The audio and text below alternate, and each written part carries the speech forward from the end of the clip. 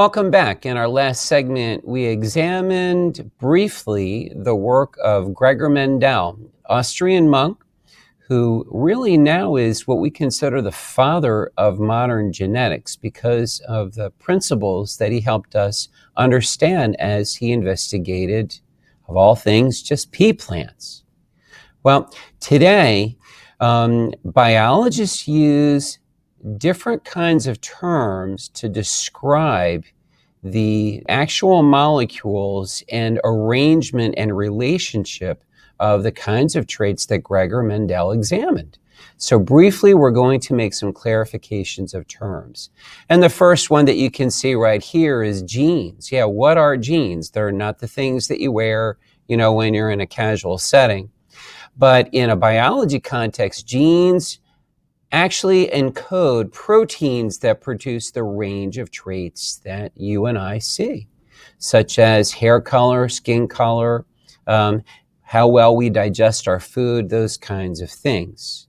And so genes really are the code for a protein which results in a trait that is actually going to impact the survival of an organism. Now, a gene, as you can see, can have many versions. A gene is really a piece of a DNA that directs the cell to make a certain protein. And each gene has a particular location on a chromosome that we looked at briefly last time, and a specific position on a pair of homologous chromosomes, such as this characteristic of wrinkled peas. Probably not very appealing, is it? But there is a genetic trait that causes peas to be wrinkled in their appearance, not round and smooth.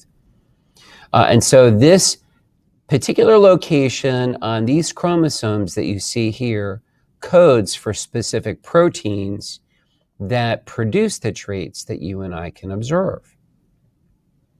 So a gene is a piece of DNA that directs a cell to make a certain protein, and it resides on a particular set of chromosomes. And you've seen the term allele before, so we'll review it briefly here. An allele is just an alternative form of a gene. As Gregor Mendel investigated the color of the petals on a flower, they can be either purple or white. Those are alleles because they're different forms of the same gene. And as we previously noted, each parent is going to donate, since they're donating one chromosome for each homologous pair, they're also going to donate one allele for every gene, since these reside on separate chromosomes. And then we're going to use this term homozygous. And of course, homozygous describes two alleles that are the same at a specific location or locus on a chromosome. Homo means the same, so when these alleles are identical and code for the same protein, we consider them to be homozygous. And of course, the opposite of that is also true. Heterozygous then is going to designate those particular alleles that code for a different characteristic of the same trait. Okay. In the example that you see here, peas can be either round or wrinkled. And so these alleles are therefore considered heterozygous because although it's the same trait, it's the different version of that trait, an alternative form, as it were. Homozygous and heterozygous are terms that we're going to use throughout our study of genetics. Now, we use a shorthand that helps describe these kinds of traits, and we often represent alleles using letters. You may have seen this before. A dominant allele is going to be that which is expressed when at least one of these alleles are present. In other words, if it's present, it's always going to be expressed.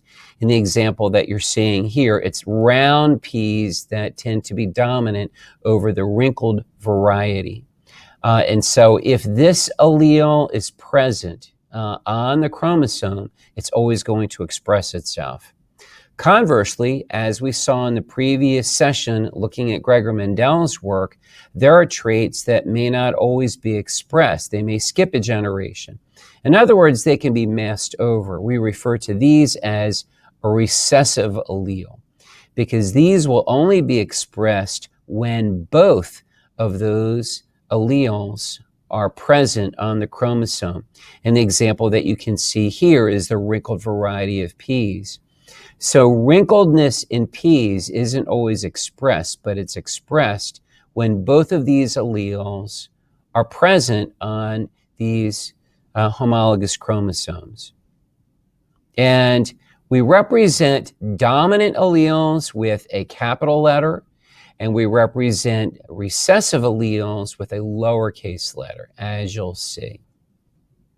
Now, both homozygous dominant and heterozygous genotypes yield a dominant phenotype. Okay? In other words, what we said before is if that dominant allele is present, it's always going to express itself. So it's going to express the trait that's never masked. Most traits occur across a range and do not follow these simple dominant recessive patterns that Gregor Mendel saw. And yet we're going to start out understanding the inheritance. We're going to be looking at these simple traits first, and we'll go to the more complex ones later on. Well, listen, thanks for watching. I hope you took good notes. Bye-bye.